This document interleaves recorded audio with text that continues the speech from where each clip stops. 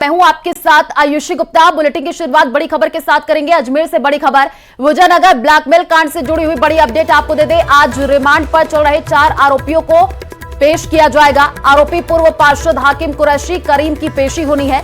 आशिक और कैफे संचालक श्रवण को पेश करेंगे। अजमेर पॉक्सो कोर्ट में कड़ी सुरक्षा के बीच आज पेशी होनी है।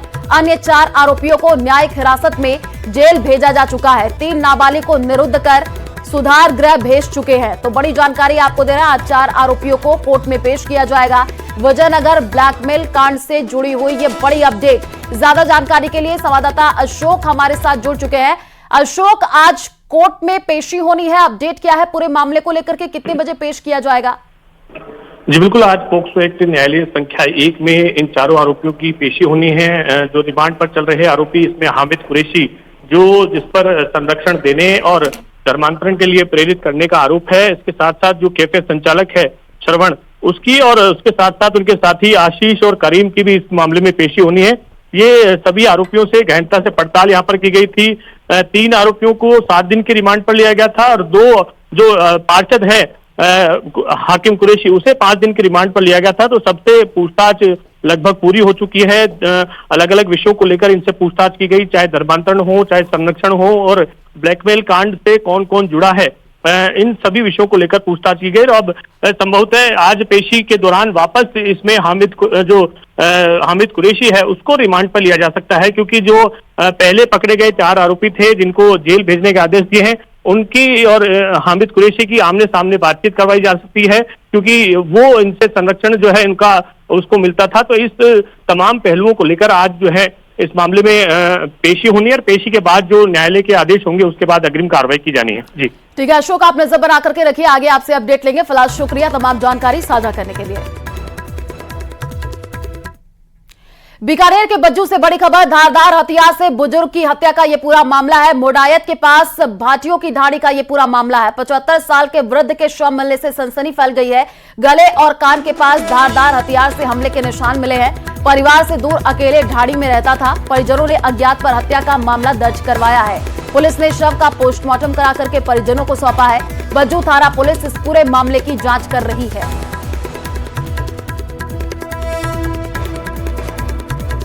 तो बीकानेर के बज्जू से ये जानकारी, धारदार हथियार से बुजुर्ग की हत्या का ये पूरा मामला है। गले और कान के पास धारदार हथियार से हमले के निशान मिले हैं। परिवार से दूर अकेले ढाणी में ये रहता था। अब ये जांच का विषय है। परिजनों ने अज्ञात पर हत्या का मामला दर्ज करवाया है। पुलिस इस पूरे मामले को लेकर के अब जांच करती हुई दिख रही है।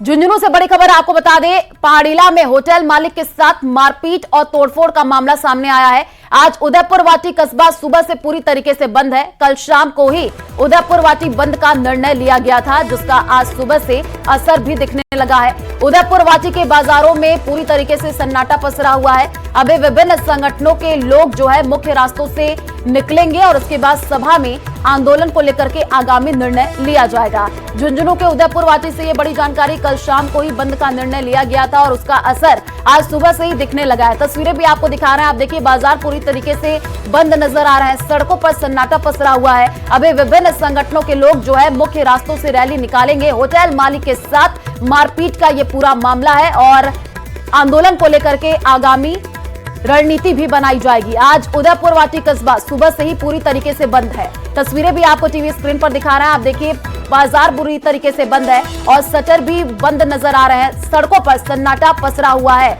सुबह से ही बंद का असर देखने को मिल रहा है। आगे क्या रणनीति रहेगी, इसको लेकर के भी अब तैयारी की जाएगी। बैठक भी होगी। होटल मालिक के साथ मारपीट का ये पूरा मामला, अभी विभिन्न संगठनों के लोग मुख्य रास्तों से रैली भी निकालेंगे। इसके बाद सभा में आंदोलन को लेकर के आगामी निर्णय लिया जाएगा। तस्वीरें आपको झुंझुनू के उदयपुर वाटी से दिखा रहे हैं। असर देखिए, सुबह से ही दिखना शुरू हो चुका है। सड़कों पर सन्नाटा पसरा हुआ है और साथ ही साथ दुकानें पूरी तरीके से बंद है। ज्यादा जानकारी के लिए संवाददाता कृष्ण हमारे साथ जुड़ चुके हैं। कृष्ण, सुबह से ही बंद का असर देखने को मिला है, क्या जानकारी पूरे मामले को लेकर?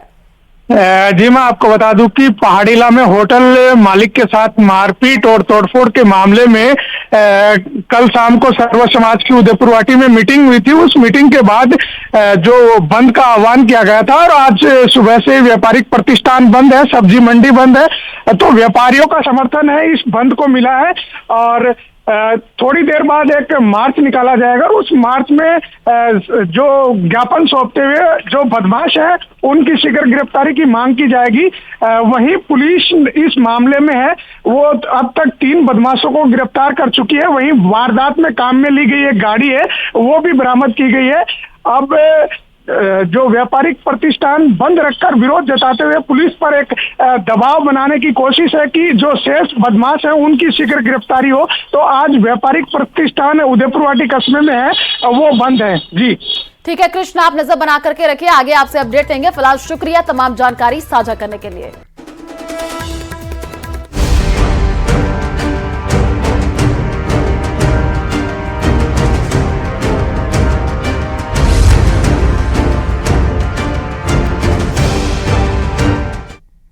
और अब बात रीट महापरीक्षा की करेंगे।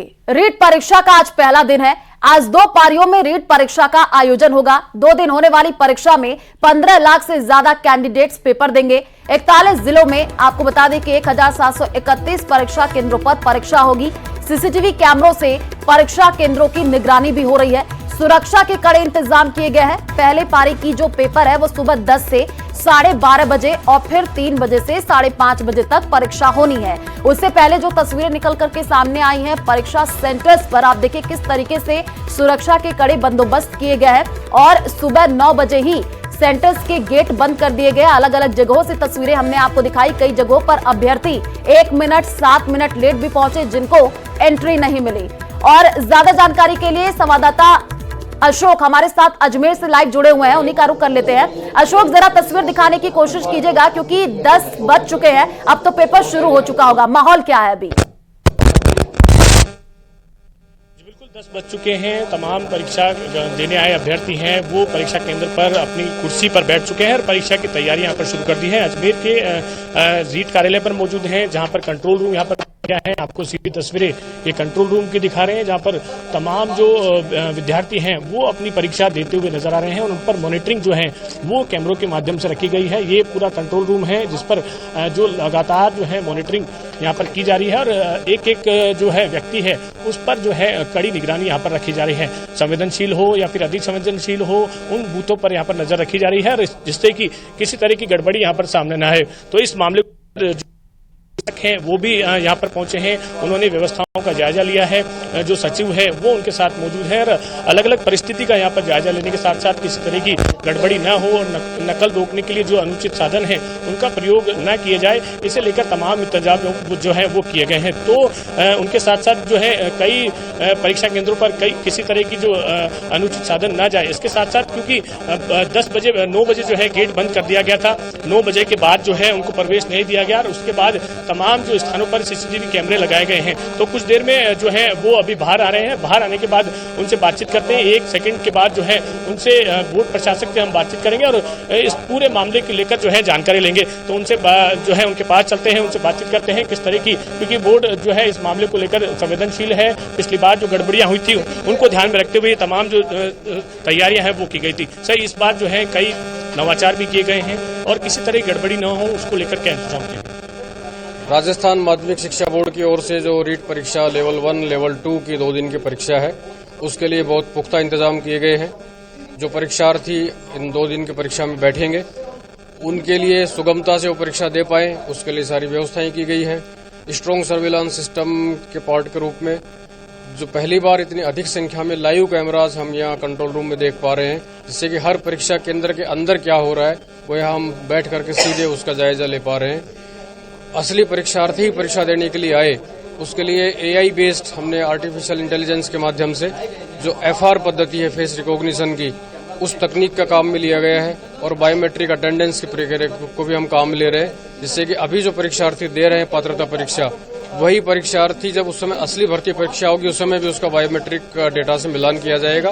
तो ये सारी व्यवस्थाएं हमने इस बार की है। इस बार कई नवाचार देखने के साथ साथ क्योंकि पिछली बार जो गड़बड़ियां हुई है उनको भी जो है दूर करने का प्रयास किया जा रहा है। तो इसको लेकर जो है क्योंकि बायोमेट्रिक भी की जा रही है, अन्य जो संसाधन है, लेकिन इसमें कई खामियां भी देखने को मिल रही है। बायोमेट्रिक कई जगह जो है शुरू में खराब हुई थी। इस बार हमने विशेष रूप से जो ये AI बेस्ड नवाचार किए हैं। दूसरा, हमारी जो टीम है बहुत बड़ी मशीनरी काम करती है। शिक्षा विभाग के बहुत बड़े अधिकारी कर्मचारी हैं। हमारी जिला परीक्षा संचालन समिति जिला कलेक्टर की अध्यक्षता में बनाई हुई है।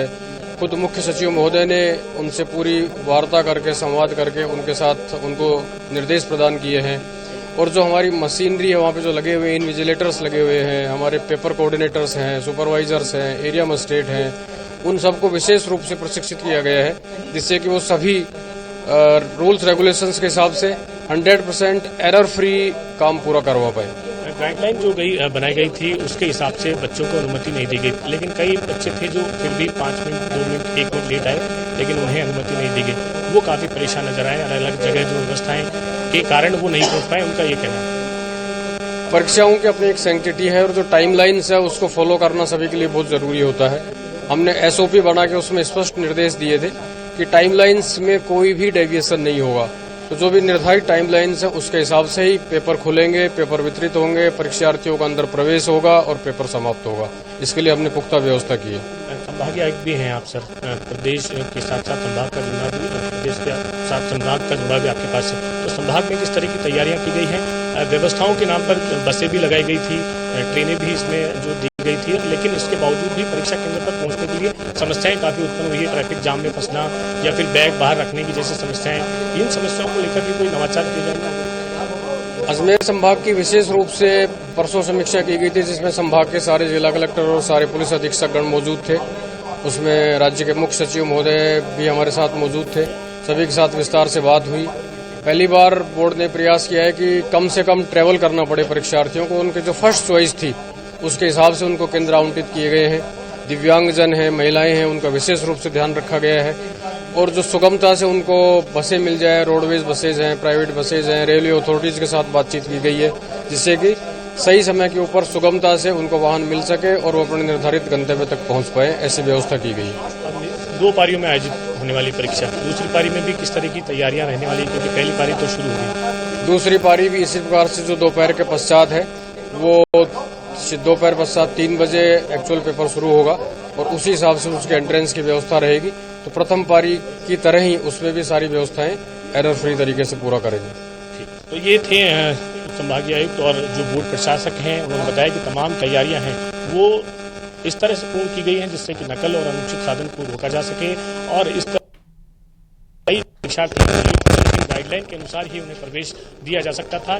इन संपूर्ण जानकारियों के साथ साथ उन्होंने बताया कि कंट्रोल रूम की स्थापना संवेदनशील हो, अत्यंत संवेदनशील हो, उन जो परीक्षा केंद्र हैं उन पर खास निगरानी यहाँ पर जो है इस कंट्रोल रूम के माध्यम से रखी जा रही है और संपूर्ण जो पेपर ले जाने और लाने की जो जिम्मेदारी है उसको लेकर भी CCTV लगातार जो है इसमें काम कर रहा है। तो इस बार जो है पिछले की तुलना में कई जो नवाचार हैं वो किए गए हैं और किसी तरह की गड़बड़ी न हो उसका जो है बेहतर प्रबंधन इस दौरान किया गया है। जी बिल्कुल अशोक, रीट कार्यालय में कंट्रोल रूम बनाया गया है। तस्वीरें भी हम देख पा रहे हैं कि कैसे वहां पर जो है CCTV फुटेज से भी निगरानी रखी जा रही है। आप लगातार तस्वीर भी दिखा रहे थे। एक बार कंट्रोल रूम में अगर आप जाने की कोशिश करेंगे, कैसे वहां पर व्यवस्थाएं है, कैसे मॉनिटरिंग की जा रही है, एक बार तस्वीर के माध्यम से दिखाने की कोशिश कीजिए। जी बिल्कुल, कंट्रोल रूम की हम तस्वीरें आपको दिखाना चाहेंगे। 2 कंट्रोल रूम बनाए गए हैं जिसमें जो है ये तमाम जो निगरानी है वो रखी जा रही है। ये पहला कंट्रोल रूम है, हालांकि अंदर की अनुमति नहीं है तो हम बाहर से ही आपको दिखाएंगे। तमाम जो कंप्यूटर हैं या फिर लैपटॉप है उस पर जो है 2-2 व्यक्ति जो है वो निर्धारित किए गए हैं और ये तय किया गया है कि एक जो कैमरा है उस पर जो है उसको देखा जाए। इसके साथ साथ दूसरा एक और जो है कंट्रोल रूम यहाँ पर बनाया गया है जिसका जायजा है वो लिया जा रहा है। तो ये जो है यहाँ से आपको बाहर से ही केवल बाहर से दिखाने का प्रयास कर रहे हैं और ये प्रयास कर रहे हैं कि किसी तरह की गड़बड़ी जो है वो ना हो और अंदर जो है अधिकारियों को भी दिशा निर्देश दिए गए हैं जो बोर्ड प्रशासक बिल्कुल अशोक, किसी तरीके की कोई गड़बड़ी न हो इसको लेकर के सुरक्षा की भी चाक चौबंद व्यवस्थाएं भी देखने को मिली है सेंटर्स पर भी और आप कंट्रोल रूम की भी तस्वीरें दिखा रहे हैं जहां पर पूरी तरीके से मॉनिटरिंग की जा रही है। शुक्रिया तमाम जानकारी साझा करने के लिए। रीट परीक्षा के लिए कोटा रोडवेज डिपो की ओर से 15 अतिरिक्त बसों की व्यवस्था की गई है। अतिरिक्त बसों की व्यवस्था के बाद भी बसों में भारी भीड़ उमड़ रही है और परीक्षार्थियों को भारी परेशानियों का सामना करना पड़ रहा है। जयपुर, उदयपुर, बारां, झालावाड़, बूंदी, सवाई माधोपुर रूट पर आने जाने वाले परीक्षार्थियों की संख्या सबसे ज्यादा बताई जा रही है। देर रात को भी आपको बता दें कि नयापुरा बस स्टैंड पर भी परीक्षार्थियों ने हंगामा खड़ा कर दिया था। तो रीट परीक्षा के लिए अतिरिक्त बसों की व्यवस्था की गई है। उसके बाद भी भीड़ काफी ज्यादा बढ़ती हुई और कई जगहों पर हंगामा भी हुआ। बसों में काफी ज्यादा भीड़ देखने को मिली है। नयापुरा रोडेज बस स्टैंड का नज़ारा हम आपको दिखाना चाहते हैं, जहां आप देख सकते हैं बड़ी संख्या में जो परीक्षार्थी हैं वो यहां जो है कतारों में खड़े हैं और अपने अपने सेंटर पर, जहां परीक्षा जिनका सेंटर है वहां जाने के लिए वो यहां लाइनों में लगे हुए हैं। कुछ परीक्षार्थियों से बातचीत करने का प्रयास करते हैं। आपसे जानना चाहते हैं कहाँ जा रहे हैं आप? सर एक मिनट सीखकर सकते हैं। दूसरी ओर की तस्वीरें में आपको दिखाना चाहते हैं। आपसे जानना चाहते हैं एग्जाम देकर आए हैं? नहीं, देने जा रहे हैं, देने जोधपुर जोधपुर जा रहे हैं। रीट का रोडवेज की व्यवस्थाओं को लेकर क्या कहना चाहते हैं? बहुत परेशानी है एकदम। किस तरह से? ये देख लो आप, भीड़ दिख रही है आपके पीछे ही। अच्छा, तो और क्या व्यवस्थाओं में क्या सुधार होना चाहिए? व्यवस्था एकदम नाजुक है, कुछ नहीं है। फिलहाल ये कहा जा सकता है कि रोडवेज प्रशासन की तरफ से करीब 6 कर्मचारियों को जो है यहाँ अतिरिक्त ड्यूटी लगाई गई है, नियंत्रण कक्ष के रूप में ड्यूटी लगाई गई है, ताकि परीक्षार्थियों को और आने वाले यात्रियों को किसी प्रकार की कोई समस्याओं का सामना नहीं करना पड़े। कुछ और तस्वीर हम आपको दिखाना चाहते हैं। यहाँ आप देख सकते हैं एक रोडवेज बस का नज़ारा हम आपको दिखाना चाहते हैं, जहाँ बड़ी संख्या में जो है परीक्षार्थी सहित अन्य जो यात्री हैं वो इन जो है बस में भरे हुए हैं। भारी भीड़ इसमें कही जा सकती है। कुछ परीक्षार्थियों से बातचीत करने का प्रयास करते हैं। आपसे जानना चाहते हैं कहाँ जा रहे हैं भैया? जयपुर। जयपुर क्या भीड़ ज्यादा है या नहीं है? क्या कोई सीट नजर नहीं है? सीट भी नहीं है और भीड़ बहुत ज्यादा है। पूरी बस में जो है भीड़ बहुत ज्यादा है। यहाँ की परीक्षार्थियों को जो है सीट तक उपलब्ध नहीं हो पा रही है। अंदर तक जो है परीक्षार्थी क्या कहना चाहते हैं? क्या कहना चाहते हैं? पहले पूरी बस भर गई, बाद में सीट नंबर अलॉट करके उठा रहे हैं। ऐसे कौन उठेगा? कोई पागल है क्या? लोग जो बस में आके पहले बैठ गए थे। पहले बोलना चाहिए था कि टिकट लो, टिकट लेने के बाद ही गेट खोलना चाहिए था इनको। नहीं उतरेंगे हम, टिकट पहले गेट ही क्यों खोला था? पूरी बस भर गई, फिर सीट अलॉट नंबर करके सवारे क्या हुआ? क्या मन मर्जी से एडमिट कार्ड पे टिकट के सीट नंबर दे रहे हैं, बोले यही सीट है आपकी, और जो बैठ गए उसको उठा रहे हैं। मन मर्जी भाई भतीजावाद चल रहा है। आप बताएं क्या कहना? एक सीट के ऊपर 3 कैंडिडेटों को अलॉट कर रखा है और ये मतलब पहले तो बताया नहीं कि भाई यहाँ पर सीट नंबरों से बैठाया जाएगा और अब बोल रहे हैं कि भाई सीट नंबरों से बैठाना पड़ेगा। परीक्षार्थियों को भारी परेशानियों का सामना भी करना पड़ रहा है। कोटा से न्यूज़ 18 राजस्थान के लिए ओम प्रकाश मारू। जयपुर से बड़ी खबर, राजस्थान विधानसभा का बजट सत्र, बजट बहस का आज आखिरी दिन है। प्रश्नकाल के साथ कार्यवाही शुरू होगी और सरकार की ओर से जवाब दिया जाएगा। आज हो सकती है कई घोषणाएं। इस वक्त की ये बड़ी जानकारी आपको दे रहे हैं। आपको बता दें कि बजट बहस का आज आखिरी दिन है और प्रश्नकाल के साथ कार्यवाही शुरू होगी।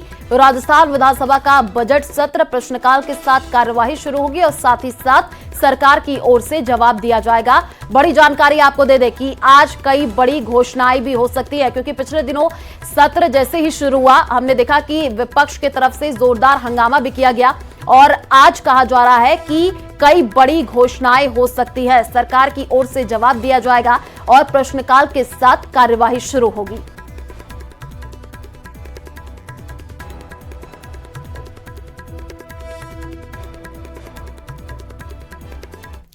जयपुर से बड़ी खबर, कांग्रेस के 6 विधायकों के निलंबन का मामला है। कांग्रेस विधायक आज होंगे विधायक आवास पर एकत्रित, 10:30 बजे के बाद एकत्रित होंगे, आगे की रणनीति तैयार करेंगे और आज भी विधानसभा के प्रवेश द्वारों पर भारी सुरक्षा इंतजाम रहेगा। पुलिस कर्मियों के अलावा सादा ड्रेस में पुलिसकर्मी होंगे। निलंबित सदस्यों को नहीं आने दिया जाएगा अंदर। आपको बता दें कि वाहनों को तलाशी के बाद ही अंदर भेजा जाएगा। नेता प्रतिपक्ष टीकाराम जूली ने कहा कि हम आज भी विधानसभा जाएंगे और बात के लिए तैयार रहेंगे।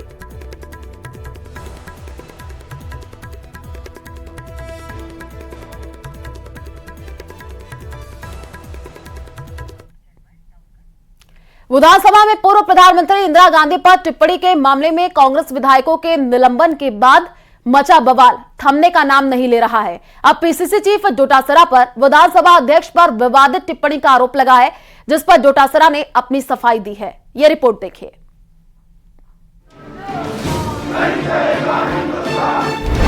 स्पीकर के बयान पर डोटासरा की सफाई। मैंने कभी अपशब्द नहीं कहा। देवनानी जी अच्छे और नेक इंसान, मिलकर माफी मांग सकता हूं। वो मेरे बड़े भाई हैं, मैं उनका छोटा हूँ। मैं उनसे निवेदन करूंगा, उनके घर जाऊंगा, वो कहेंगे तो मैं खेत भी उनके सामने प्रकट कर दूंगा। 21 फरवरी से बना गतिरोध टूटने का नाम नहीं ले रहा। सत्ता पक्ष और विपक्ष के बीच रार जारी है। इस बीच पीसीसी चीफ ने स्पीकर वासुदेव देवनानी को खुली चुनौती देते हुए कहा कि अगर कोई गीता पर हाथ रखकर ये साबित कर दे कि मेरी माफी की बात हुई थी तो मैं राजनीति छोड़ दूंगा। वो भागे और उन्होंने हाउस चालू कर दिया।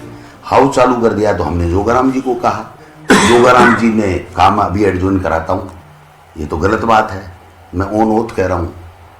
और वो तो गीता लेंगे ही नहीं, मैं जो कहें वैसे कह सकता हूँ कि उन्होंने कहा मैं अभी एडजॉइन करा के आता हूँ। कालीचरण सराफ जी थे, ये थे, हम थे।